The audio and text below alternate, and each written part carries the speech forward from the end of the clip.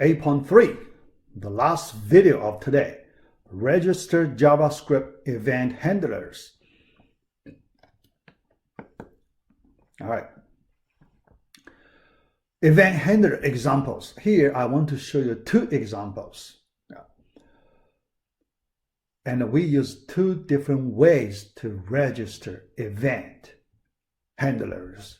Actually, from one of our previous examples, we already did that. Remember, onClick, onChange, right? So then we call JavaScript function. That's the way to register a JavaScript event handler. Yeah. But here we use another way to do it. Yeah. So you can choose the way you like. Yeah. All right. First example. Yeah. Password check example. Here you can see in this example, we have one HTML file, but we have two JavaScript files. And in these two JavaScript files, we separate two parts. The first part, event handler functions definition, function definitions. Okay. But another one we use, you can see an R, so we register event handlers. We only do event handler registration. Yeah. So that's the new way to do it. Yeah. So you just need to know that. All right. So let's look at HTML file first. So you can see the meaning. We want to check password. Yeah. Usually when we go to a web page, when you need to fill in a form, when you need to create an account, username, password, the password you need to enter twice, right? And two password you type it in should match exactly, right? Yeah. So that portion, we only do that part. Yeah. All right. First, at the head element, we connect external JavaScript file. That's the event handler definition file. Yeah. So that's normal. Yeah. Then we have a form. Okay. So we have a HTML form. Then in this form, we have two password fields. Type, password, repeat. Yeah, two, right? Two. And ID different. One is called initial, another second. Yeah. But we expect the values of these two password fields are exactly the same. Later, we will use a JavaScript function to check it. Yeah. All right. So then we need to submit the form.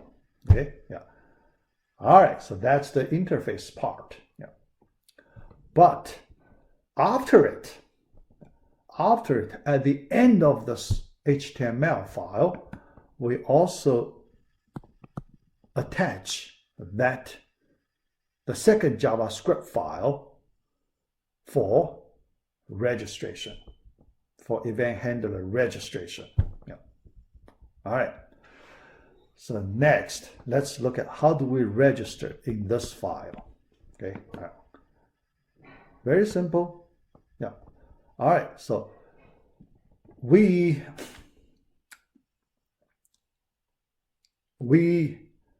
connect two events with event handler function. Okay. The first event, the second, yeah, this element, the second, okay, on blur. Yeah. So here we have a new event. It's called on blur. Okay. Yeah. Below we will explain the detailed meaning of on blur. Yeah. Here you just assume there is some special event happen. When that event happens, right? So then we call this function name. This is the function name. Yeah. Okay, we specify so the function name to be called. Okay.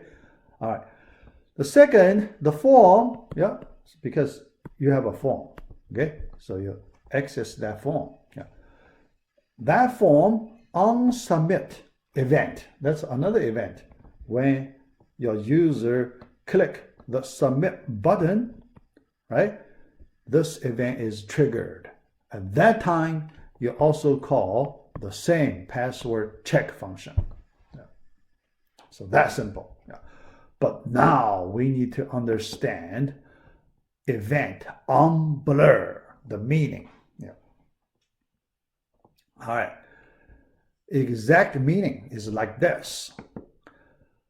The on blur, this event occurs when the object loses its focus. Yeah. So here, the object gets the focus. Yeah. You click it, you type something in the field, or you do something. So you put the focus on that element. But when you leave, you lose the focus, right? Yeah. So those are two different events. One on focus event, another on blur. When you leave, an event called on blur generated. Okay? So that is the meaning of the event, on blur. Okay? All right. Yeah. The on blur event most often used for form validation code. So when you do data validation, the user types something. When the user finishes typing, so they leave that field or element, so they move to another element, right? So at that time, you want to check if the data entered matches the given pattern or not. Okay? Yeah. So that's quite common. Yeah. We need to use that feature frequently. Yeah. All right. The on blur event is the opposite of unfocus event. So you can see unfocus, when the user click it and start working on it, click it, to put focus, you need to touch that element, right? So unfocus. When you leave, you finish your typing, you leave and put your focus on another element, right? Yeah. Opposite. Yeah. So now you can separate. Now, when that happens, this function is called. So then we can just do the comparison. Yeah. All right. So then definition of event handler. Yeah. Definition. Yeah. It is pretty straightforward. Yeah. This one we can understand easily. Yeah. So we have this function. Yeah. First, we get the object with ID initial. Yeah. This is the object. INIT. That is the object name. Yeah. The first one. Yeah. Second, we get second object, SEC. Yeah. With these two objects, then we compare their values. Yeah. The first time, the first round checking, data validation, the init field .value cannot be empty. If it is empty, alert box, alert message box. Okay. If it's not empty, then we move to the next checking. Yeah. Compare the values, string values, equal or not. If not equal, then error message through that alert box. Okay. So that's simple. Okay. Yeah. If everything is all right, return true. So this function returns true value, although we may not use this true value, right? We may not use, if we need, we can use. Yeah, but here just return true, then no pop-up message box, alert box. So then you can keep going, go to the next page. All right, so That is our first example. Second example. So second example, actually nothing new. So here what we use, we all learned before, but there is something, so probably, small little thing, a little new.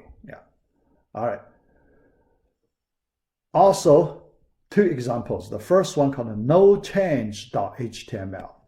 The second, nochange.js, JavaScript. But because this one, I only show the HTML, so I put a gray color on the JavaScript. Next, I will display JavaScript. No change. So here, what we do is like this. This one, I will show you the demo. Very simple demo. So there is a simple user interface. You see a table here. Because here the code is too long, so I do not take the whole table.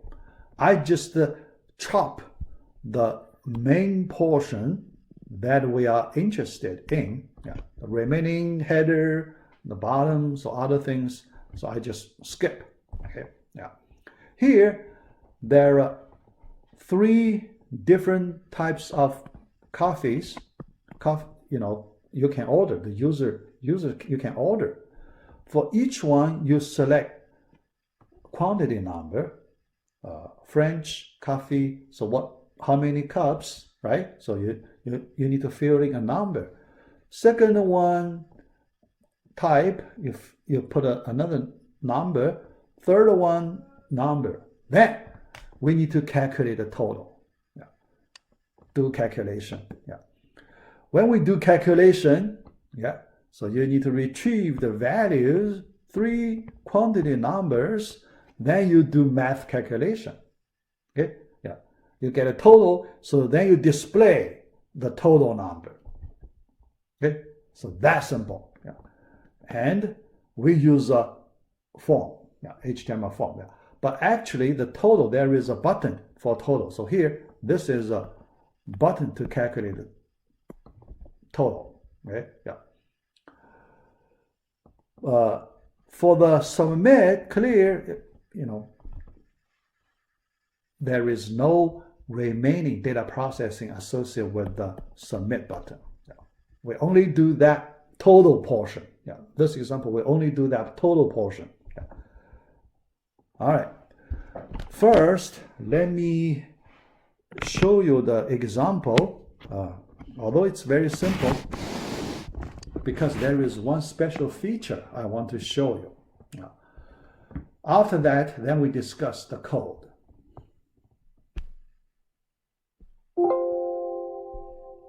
All right. Here, I hope you can run our examples. Here, I show you once, in case for some of the students, if you do not know how to run these examples, here I just show you. From now on, you can run by yourself. All our examples, you can run by yourself. All right, here in this folder, I want to run this no change. You can see the no change, it's an HTML file. We double click, we can see it. So we can run it. We double click, so we open our browser and display the user interface. Now we can enter the quantity number. The first type, let me put 3, just a reasonable number. Second, we put 2. The third, we put let me put 3 again. All right, now I show you the special feature. Here, if we click total, we get the total number. That's the price we need to pay. All right. But the total, the special part I want to show you is here. So this small text field is used for display purpose. Only for display the total price purpose. It is not used for user input. For example, if I click it, I cannot put my cursor in it. Okay, yeah. So I click it many times, but my cursor cannot get into it. So I cannot type any number into it. Okay, so this little feature, the code, in the code you will see it does something special to prevent the user enter the number there. Okay, yeah. So that's the one I want to explain. Other than that, you just click total, you see the total price you need to pay. Okay, so you get an idea how much total to pay. Now you click submit order, so you send to the the coffee shop, right? So they receive this order, right? So then you can drive there and pick up the order, and you know how much to pay when you get there. Okay, all right. That is the simple example. Then when I explain the code, all right. Okay, yeah. So we finish this. Yeah, we just go to the last slide to explain the code. Yeah. In the last slide, we have the HTML part, so we copy that. Yeah. But we have the JavaScript function, compute cost. Yeah. And this function, so you can see, pretty straightforward. Yeah. First, we retrieve the value from 3 fields. Okay, yeah, field. So you get element by ID, but you only retrieve the value part. Right? Value part. Okay, value part. All right. And in JavaScript, the value is a string, number. You do not need to really do anything on it. Yeah.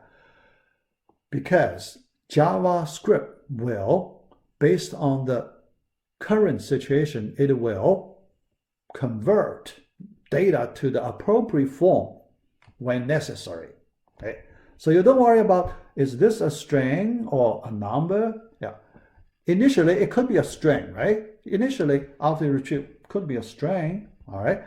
But when you try to calculate the total cost, you apply arithmetic operators plus multiplication.